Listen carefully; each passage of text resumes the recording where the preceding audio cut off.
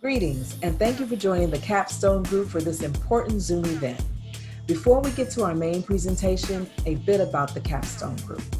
We were founded in August of 2018, inspired by the Howard University student protests that took place earlier that year.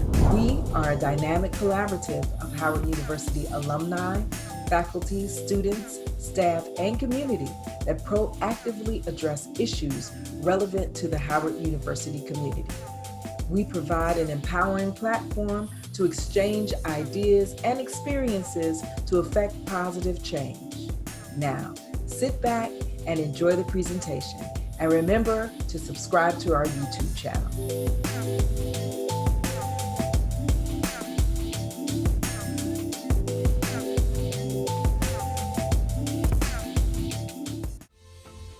We know that fresh fruits and vegetables, whole grains are healthy. When you eat this way 100%, you are eating the healthiest way we know how to eat. These are the foods that will help you stay healthy and feel good for the rest of your life. I created this program because I want to change the health paradigm of Black women. ByAnyMeansNecessary.com is my website, my business, my book.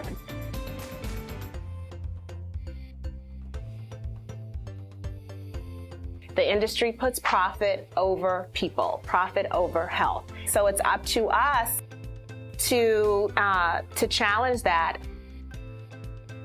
I am at DC Veg Fest. We are debuting the African American Vegan Starter Guide. Eating a plant-based diet, foods we already know are good for us, whole grains, fresh fruits and vegetables, and beans and nuts.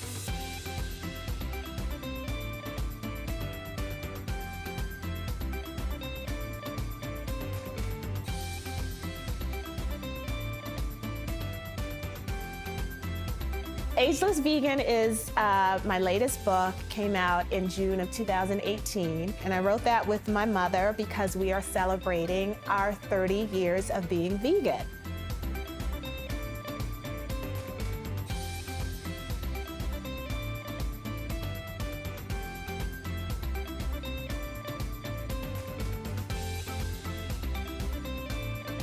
And start today by putting more dark leafy greens on your plate. That's what I recommend.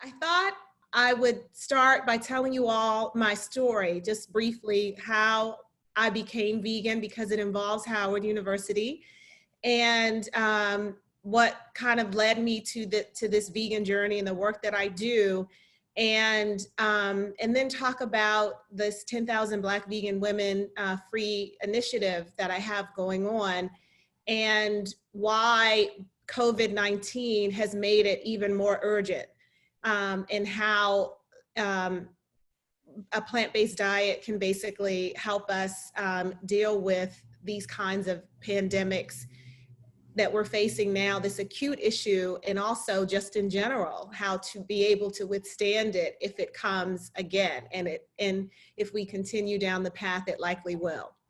So, and then we'll just have Q&A, and that's my favorite part because I can answer, we can have a conversation, and if you have questions, I can answer your specific questions. So I'll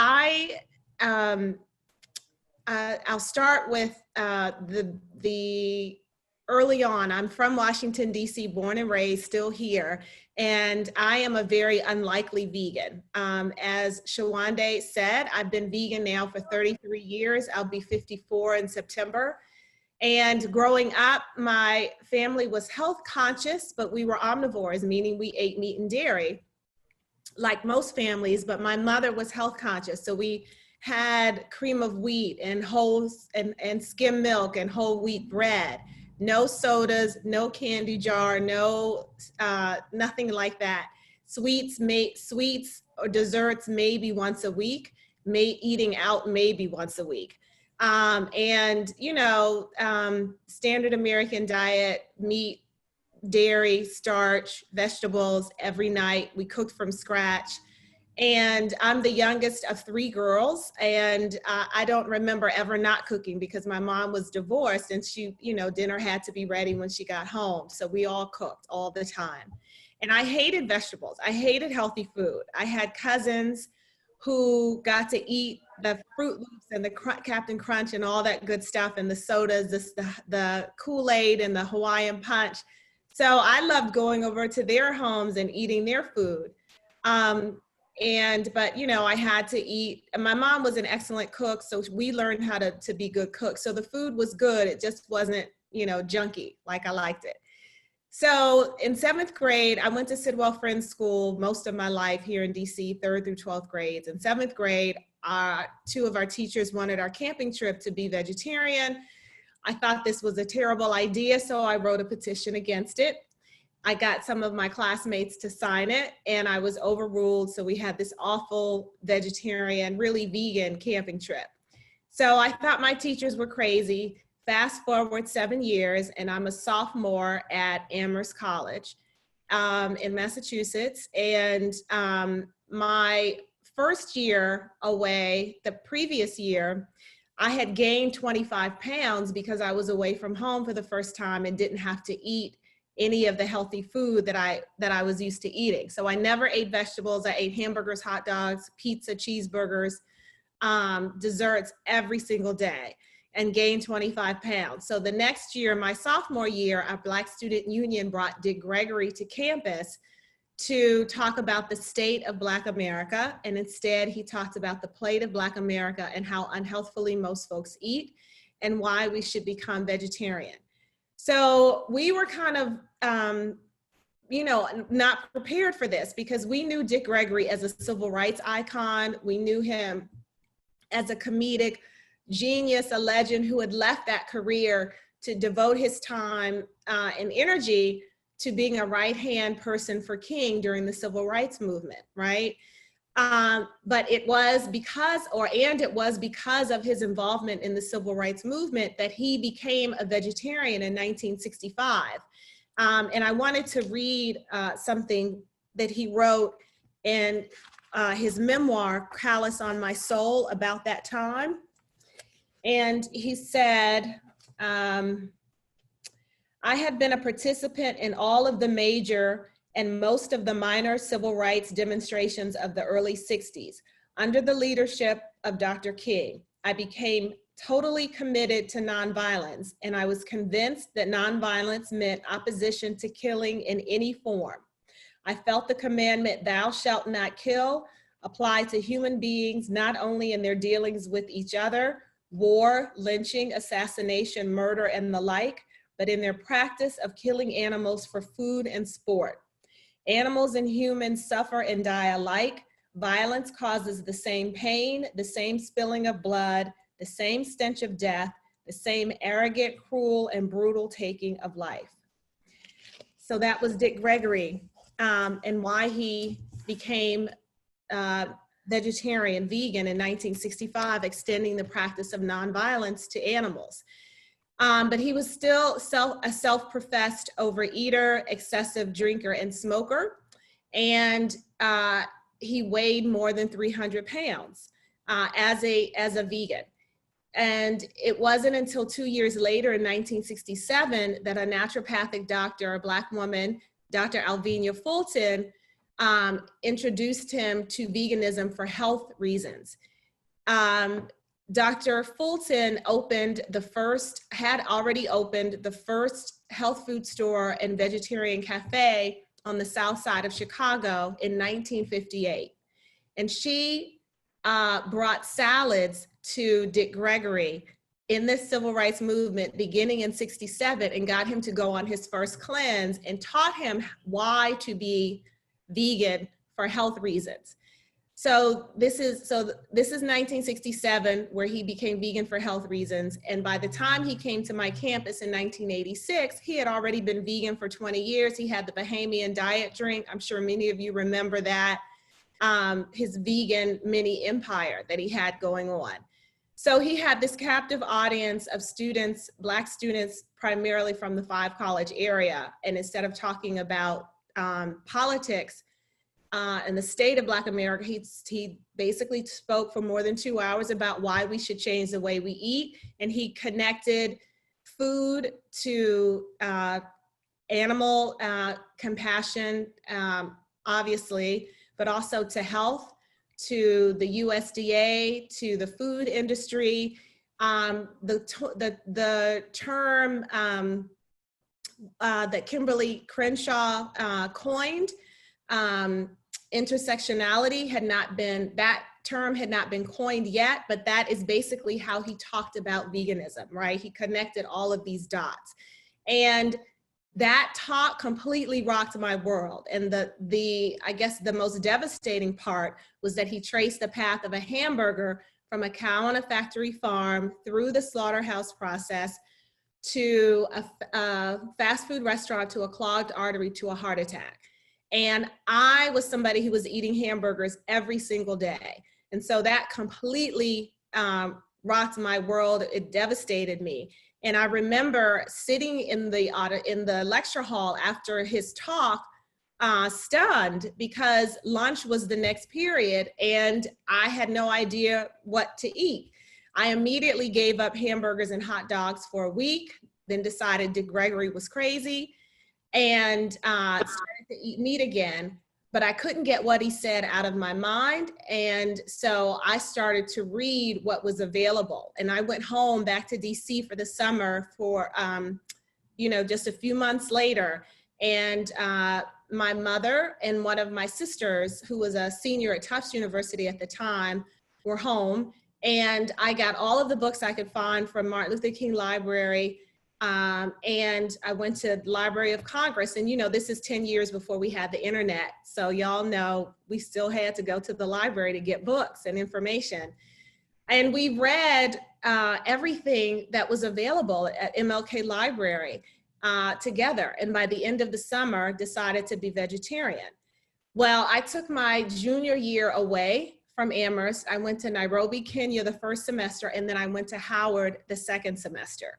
So my first semester in Nairobi, I showed up at this exchange program as a new vegetarian, but I had applied months before as an omnivore. So they couldn't make vegetarian food for me when I showed up. So I couldn't be vegetarian, but there were two things that happened that I want to share really quickly that made me know I would be a vegetarian when I returned home. And both of them happened when we were traveling for 2 weeks with Samburus, who are semi-nomadic camel and goat herders. And one was, one day we climbed up to a mountain cave to spend 2 nights, and we brought 2 goats with us. Now, the night before, with the Samburu family I was staying with, a baby goat had been born, and I took pictures of it. And, I'd never seen a human or non-human give birth before. And so the next day we took 2 goats with us up to this mountain cave, and they killed the goat. They slit its throat, let the blood from its neck drain into a bowl. They drank the blood, the Samburu elders, and then gave it to us as their guests to drink from as well. And I didn't do it, but they skinned the goat, they chopped it, and they made goat stew. And I decided to eat the goat stew because it was looking and smelling really good, but the other goat was tethered to a tree in front of me. And for the first time, I felt guilty, and I wondered if it knew what had happened to the other goat.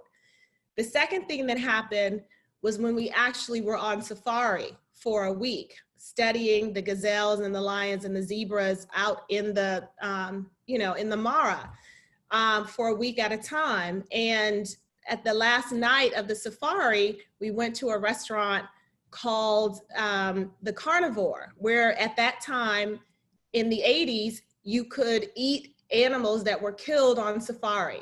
And so I remember that they brought this antelope looking animal out that had been roasted whole over a pit and started carving it head to hoof at the table. And it was in that moment, I was repulsed by that. And it was in that moment that I knew that I would never eat another animal again. So I came home, back to DC, and I went to Howard for the next semester. So I grew up in Petworth. So I was walking back and forth to school up and down Georgia Avenue, and lo and behold, there was House of Knowledge. And House of Knowledge had a vegan cafe, a vegetarian bakery, Black bookstore, Pyramid Books. And that was the hub of a large and thriving Black vegan and vegetarian community in DC that I had known nothing about previously. So I immersed myself in this community as did my mom. And because my mom went vegetarian too, she was in her 50s. I'll talk a little bit about her in a second. And so we learned everything about how and why to be vegetarian and vegan from this community. And I just wanted to share that there were 13 Black-owned 100% vegan establishments in the 80s and 90s. And they were the only 100% vegan establishments in the city, in the nation's capital. And one of the earliest was the Body Ecology food truck that was on Howard's campus. And that started in the 1970s, as early as the 1970s. So, you know, I learned everything about how and why to be vegan from this community. So by the time I went back to Amherst my senior year, I was a confident and committed vegetarian. And I wasn't a vegan yet because I couldn't let go of cheese. And it would take me that entire senior year to be able to finally let go of cheese. And what I tell people now, and have been telling people for years, is that if they want to go vegan, to give up cheese first, because it is so addictive, and it is the biggest source of saturated fat in the American diet. And it literally is addictive. And so it actually can be harder to let go of than meat, and is just as unhealthy. So it took me a year to let go of cheese, and it was purely mind over matter. So I mentioned that that I became repulsed at the sight, you know, of an animal, eating an animal, but cheese always smelled good to me. And I thought, well, it always might taste good to me too. It's not gonna repulse me. I can sit in a pizza parlor and smell it and watch my friends eat it and not be disgusted by it. So I had to change my mind and understand that the momentary pleasure of a piece of cheese in my mouth was not worth the health risk. And so by the time I graduated in 1988, I was able to let go of cheese, just constant reading about how cheese is produced, the cruelty involved, and how unhealthy it is, over and over. And that's what finally clicked for me.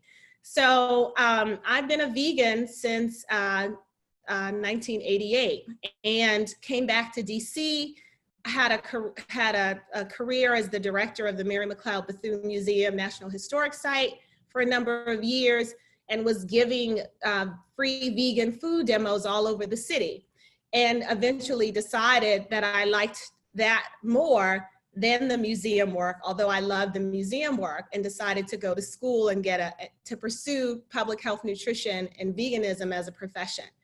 And switched careers. And in that time, my sister and I, you know, as Shawande said, created the first vegan website for African Americans in 1997. And it was one of the first vegan websites on the internet. I think there were about 4 other vegan websites at the time. So I've been doing this a very long time. It's my passion. I've been teaching people how and why to go vegan for more than 30 years in a variety of ways. And this is, for me, veganism is a path. It's not an end goal. It's a way, it's a path, it's a window. And for me, it's a way, it's a path, it's a practice, it's a window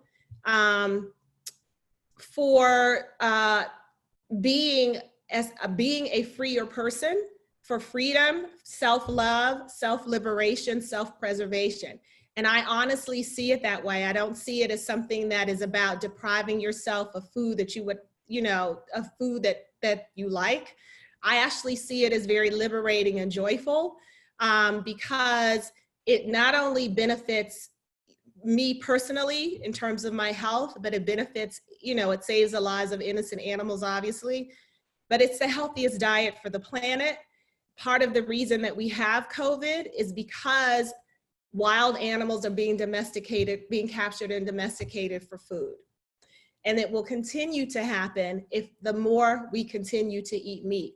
The more plant-based we become, the less likely we are going to be susceptible to these kinds of pandemics. So there are myriad reasons why veganism is such a win-win-win, personally and for the world, for the planet, for the environment. And for me, all of that is liberatory. All of that means freedom. And so that's kind of the way that I teach it. All of these connections that Dick Gregory talked about when I first learned about it from him as a sophomore in college is the way that I teach it and the way that I see it. And for Black people in particular, African-American, Black women are my focus. But in particular, it's so important for us to expand our knowledge about veganism. We absolutely are vegan pioneers. Obviously we were plant-based, but not plant exclusive in West and Central Africa before we were captured and brought here, right? We have a history of being agrarian, and during enslavement, and then in the South after that, we brought that to the North and to the West. So I don't know if many of you know, but prior to the proliferation, the targeting of communities of Black communities in major cities by fast food restaurants after King's assassination in '68, food surveys from the 1960s showed that African Americans were twice as likely to meet the standard, the daily recommendations for fruits, vegetables, and fiber. And by fiber, that means grains.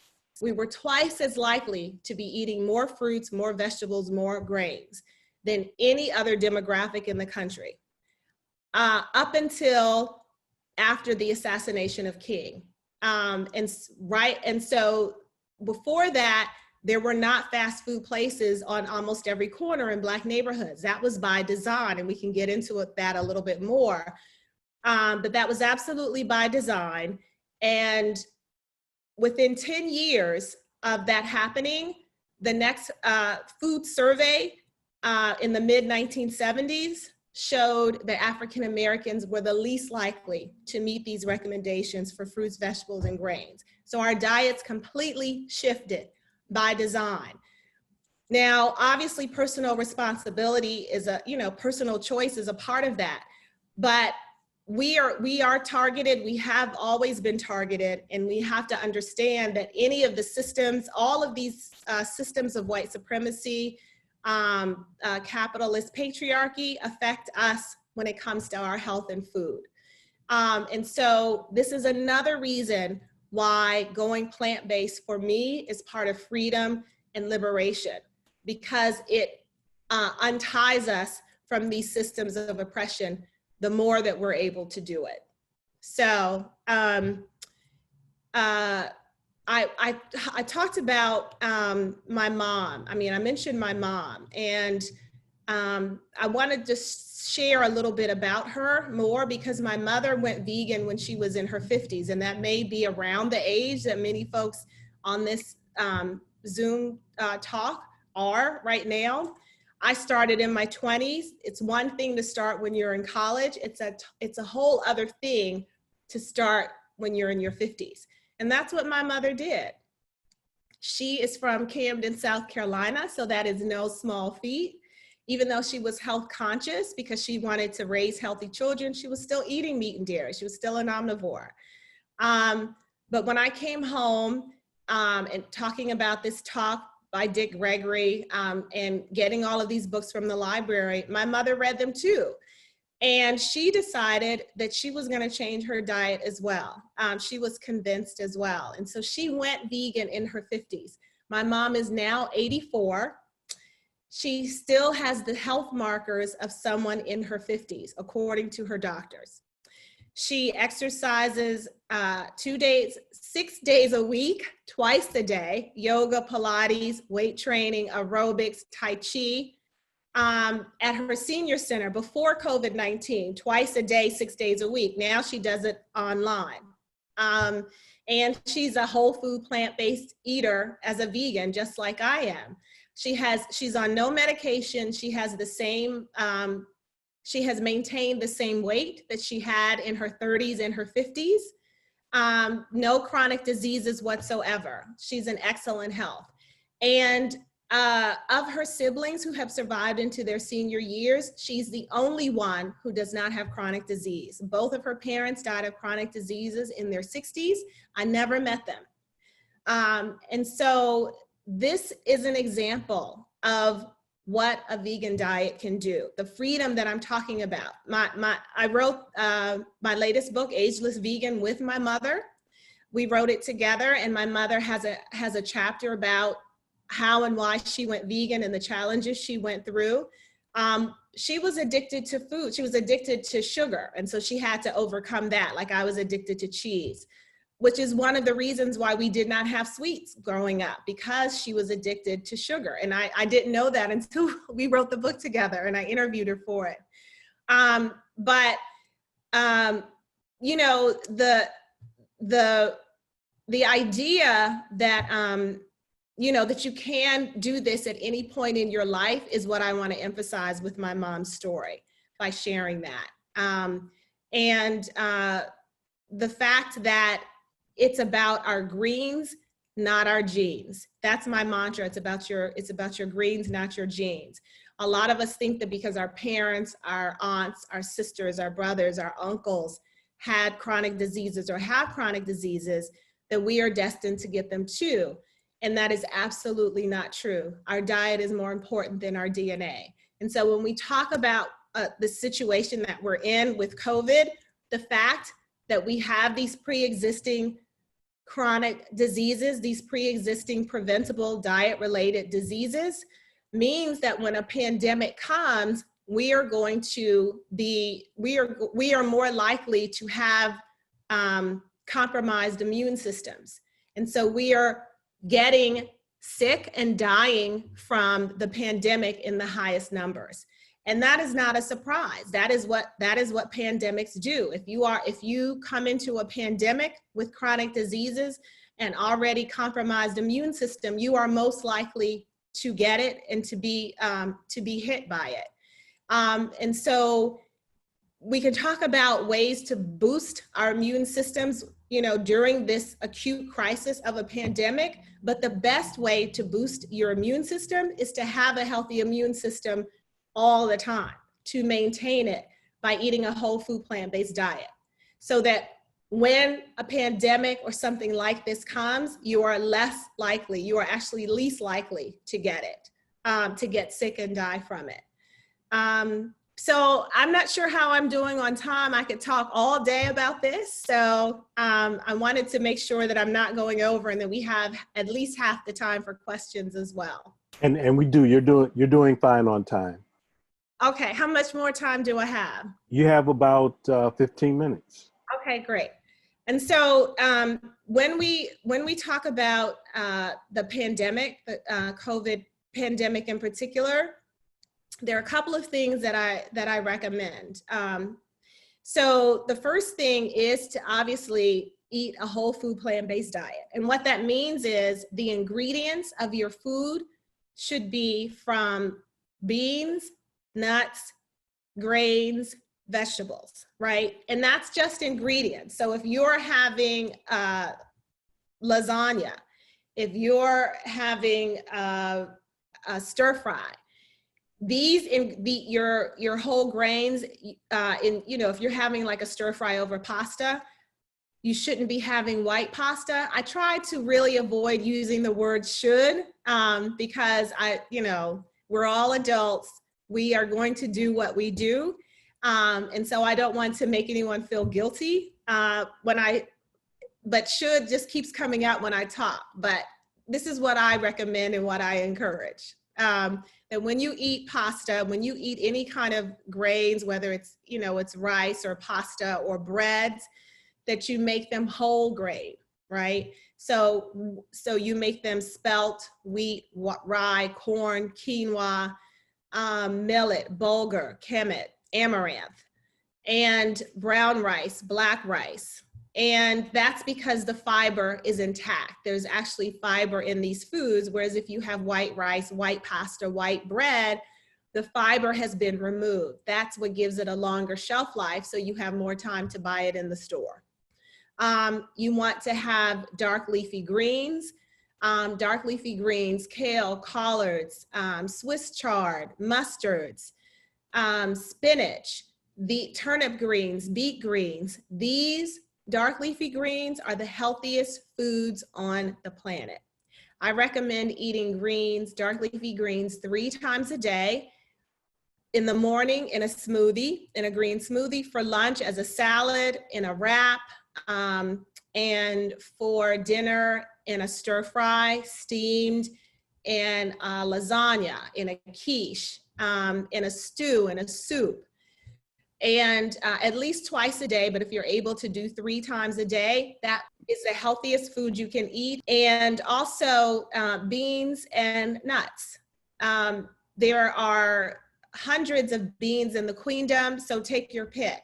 You want to make sure that you're eating lots of beans, and that means anything from lentils to kidney beans to chickpeas to black beans. And you can eat them in a variety of ways, but beans are one of the healthiest sources of protein on the planet. And so you want to be sure that you're eating as many beans as possible and eating them in different kinds of ways. When I talk about a whole food plant-based diet, I'm not talking about, I love to eat. So, and I would not have been able to be vegan for 33 years without having some really good, delicious recipes. So I love to eat, and I eat good food. I eat what I want. Food that's very similar to what I ate as an omnivore. I just use healthier ingredients. So there's a lot of creativity to be had. And then nuts, if you're able to eat nuts, a variety of nuts as well. And so the key is recipes, finding really good whole food vegan recipes. And it's all about the sauces and the spices. So if you think about a chicken, if you think about turkey, it has no taste, right? Until you put flour or oil or spices on it. Flour, oil, and spices are all vegan. They come from plants. So you're halfway there, right? And so when I say whole food, I mean food, these nuts, these beans, these grains, these vegetables. And I mean no or very little processed food. So I call these processed foods, these vegan burgers, these vegan hot dogs, these vegan pepperoni, vegan cheeses. These are all bridge foods. So some folks are able to go vegan and go straight to whole foods. Some people need these bridge foods, these foods that look and taste like meat and dairy. And I certainly ate those foods when I transitioned. And I call them transition foods. They help you, they can be a bridge to get from omnivore to vegan, but they're not a place to stay. You don't want to hang out on the bridge. You want to cross over, right? And so when I say a whole food plant-based diet, that's what I'm talking about, foods that you are actually cooking from scratch, and not buying in a package. Not buying, because these foods, although they are vegan and they're healthier, they're highly processed and they often are loaded with fat, salt, and or sugar. So they're healthier, but not the healthiest. And then Oreo cookies, potato chips, French fries, sodas, all of these things are vegan. So just because something is vegan doesn't mean it's healthy. You want whole food, plant-based, whole food vegan meals. Those are the healthiest foods to eat. And if you are able to maintain these foods, eat them 100% or eat more of them, then you are less likely to be compromised when a pandemic comes along, because your immune system will already be strong.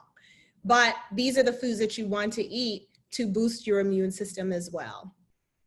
So I think I will open it up for questions, if that's all right with y'all. We have our first question in the chat from Ansa, and she wants to know, for those who can't eat grains, what do you suggest? As with beans, as with nuts, there are so many grains. So when you say you can't eat grains, do you know that you can't eat any grains? Do you know, or there are common grains that you can't eat? So I would get tested to see what foods I could or could not eat, because amaranth is a very tiny grain that's it's very different digesting amaranth than digesting white rice, right? So, or digesting a piece of bread. So it just, I always ask people to kind of investigate when they say they can't do a whole category of food like that, because there's such a wide range.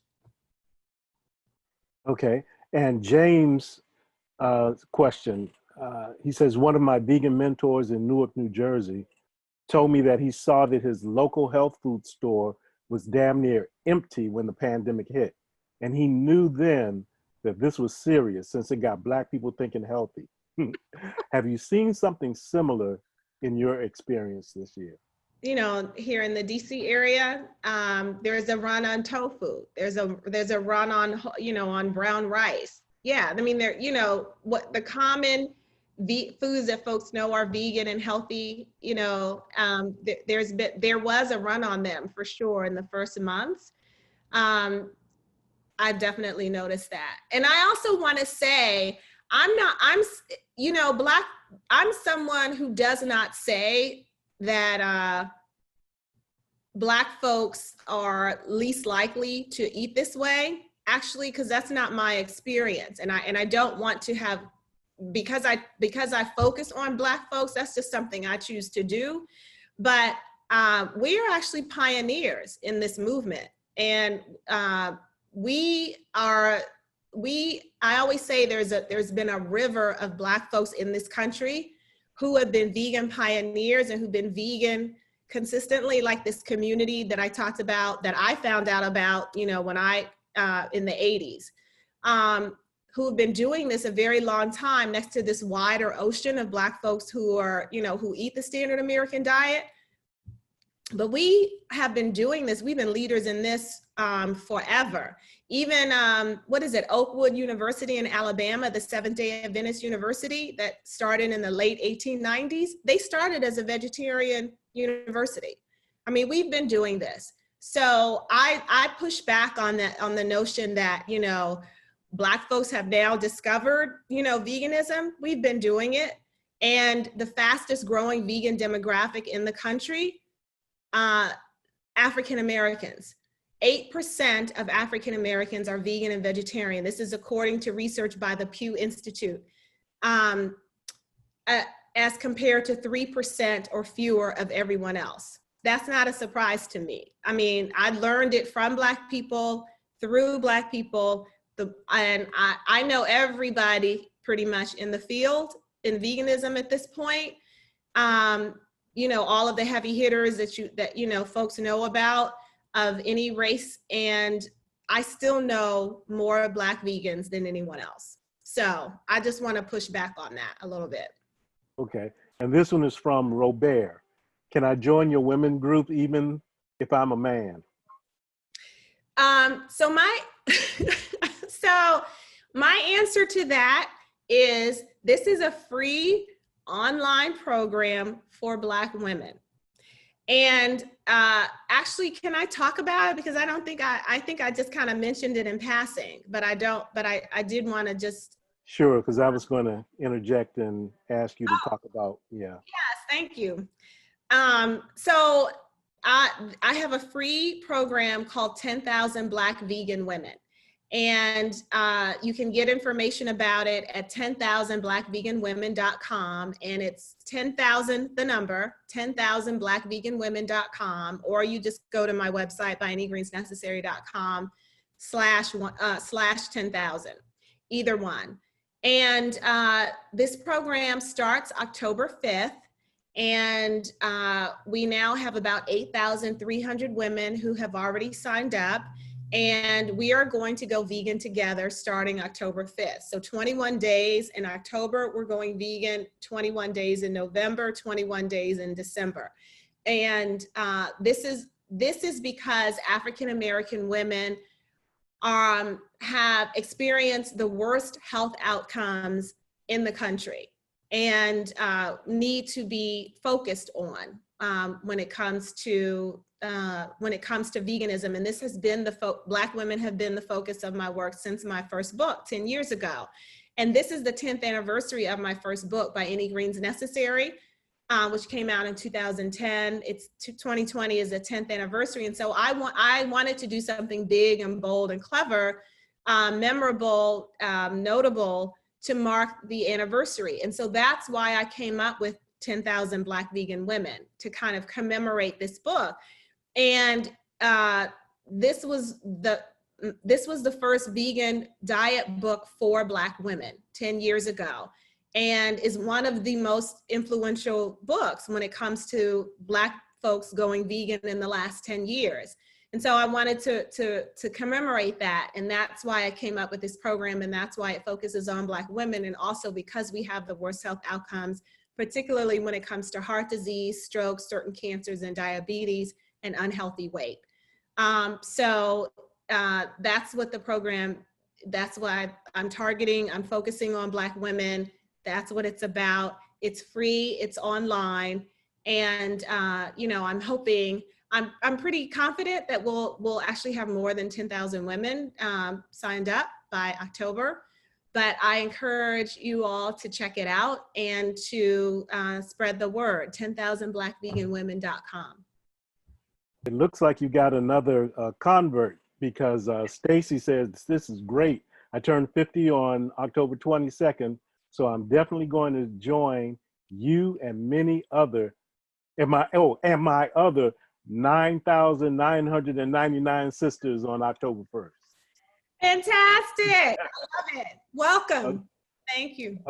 Okay, and I also, just really quick before I get to Anne Marie's question, I noticed Baba Rasafiq, who is a brother I've known since the late 80s, has joined. And you mentioned, House of Knowledge, and I know he was connected to that. So welcome, Baba.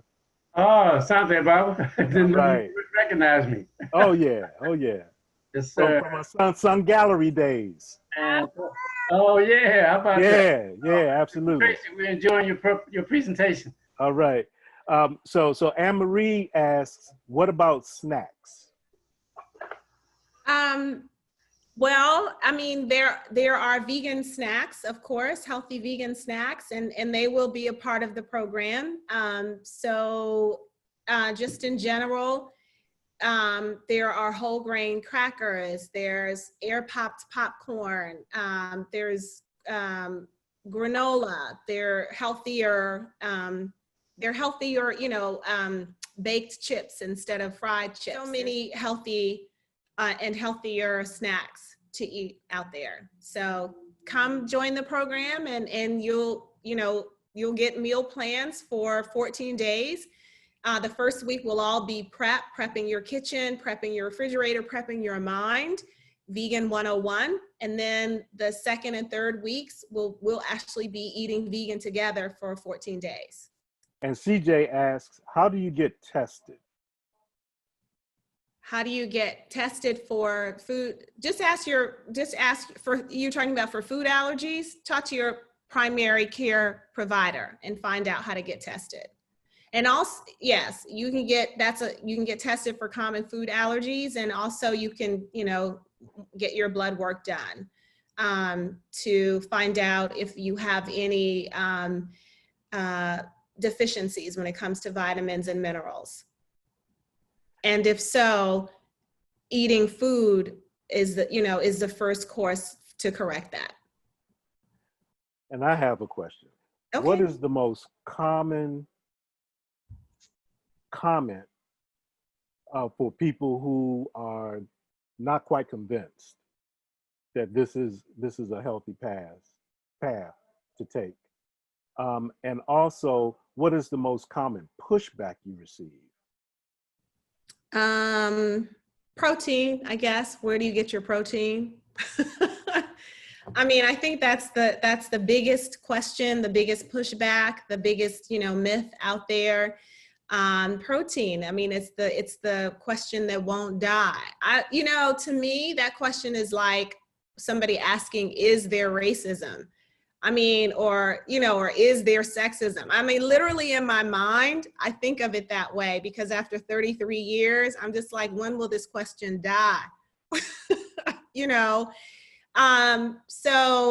But that's just me sharing what's in my mind.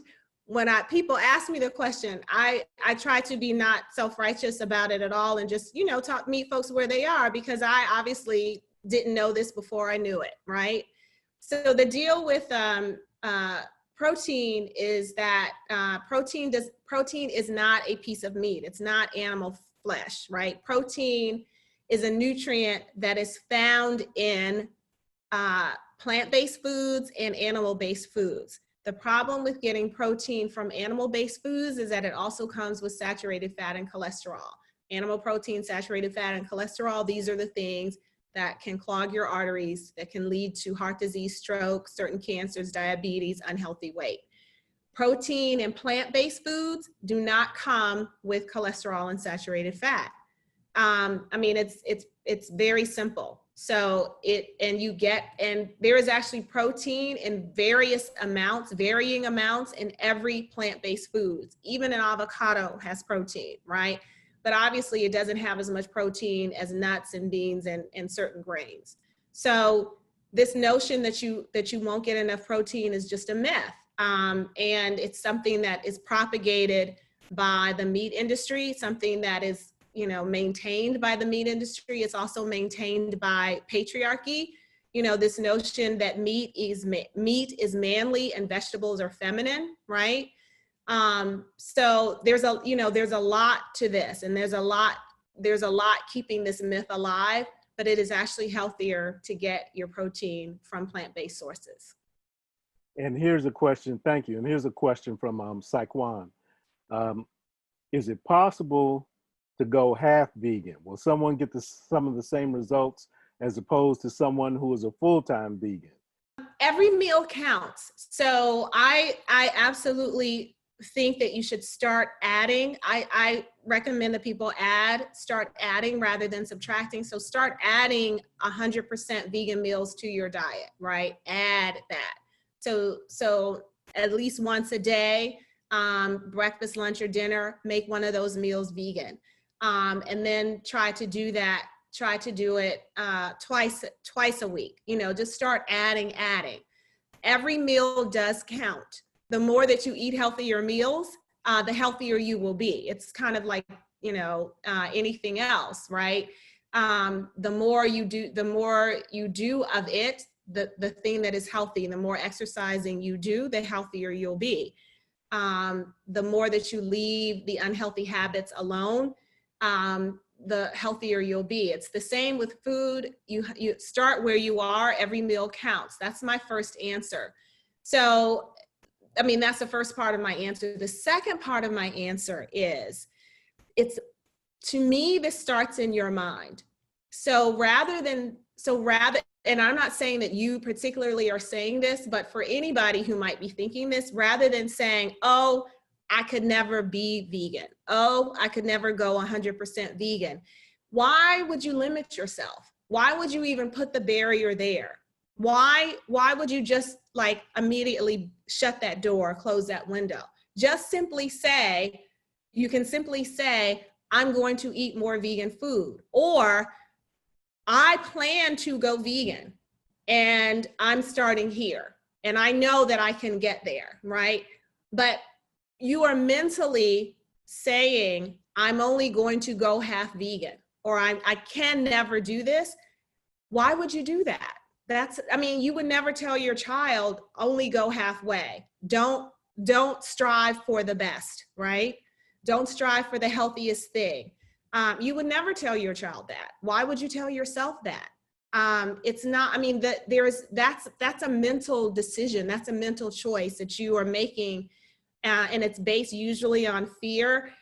fear that you're going to be missing out on the foods that you like, fear that you might be socially isolated, fear that, you know, that you might not like the food. There are lots of reasons, you know, that you instantly put up this barrier. And all I am saying is just let the barrier, just don't put that there. I'm not saying, just don't put that there. Don't say that to yourself, and just start where you are. And if that means once a day, a couple times a week, just keep going, but don't put the mental block there.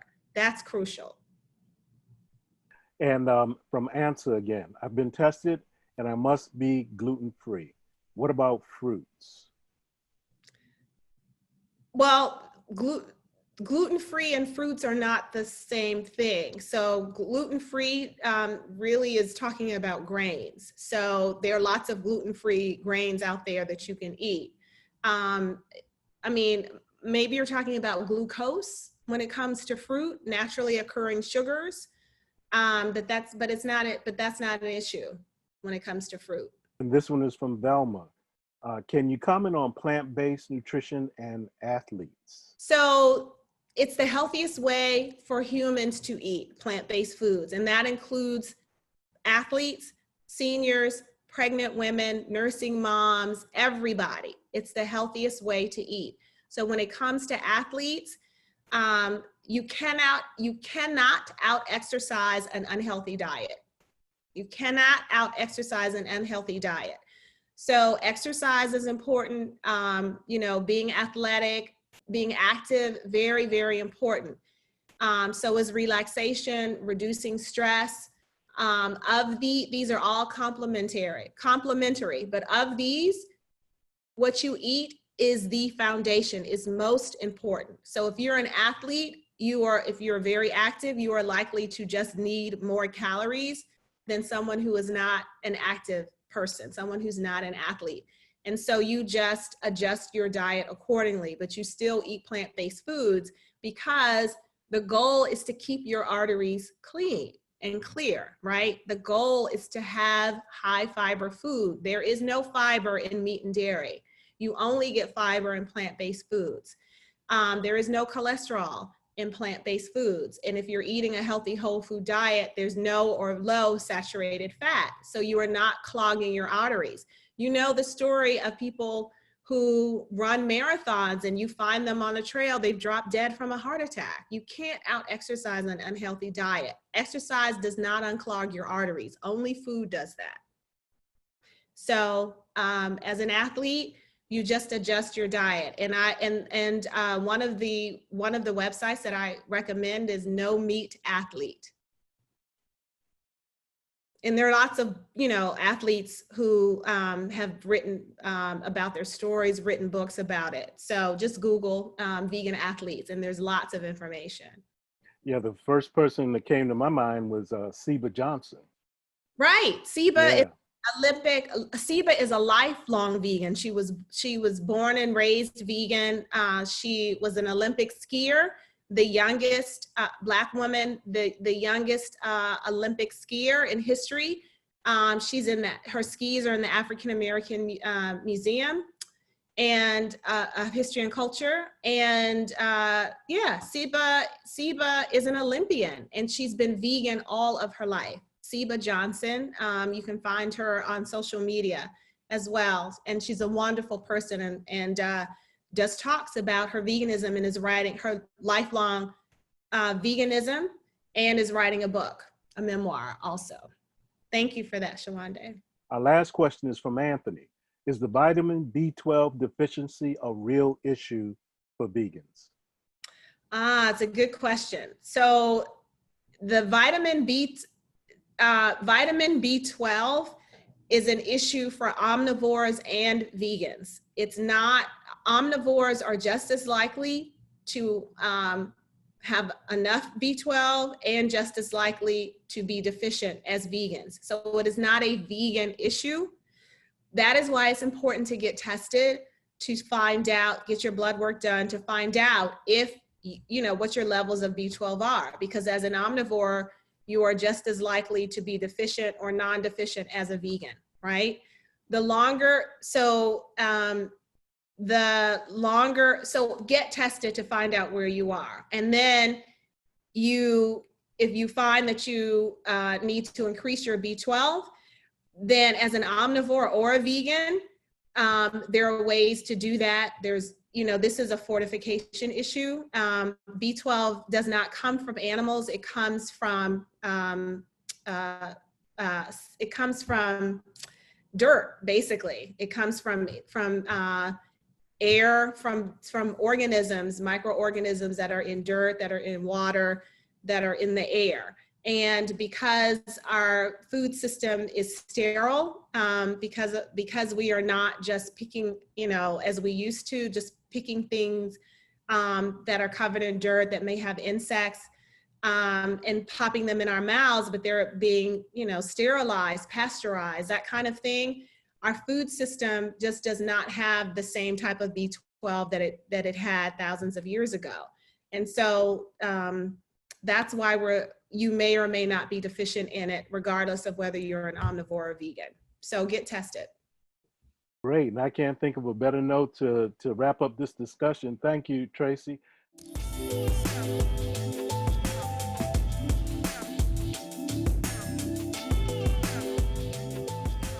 Well, that's it for our event. We hope you've enjoyed it. If you'd like to become a member of the Capstone Group or make a donation to our scholarship fund, click on the link below. Take good care and enjoy.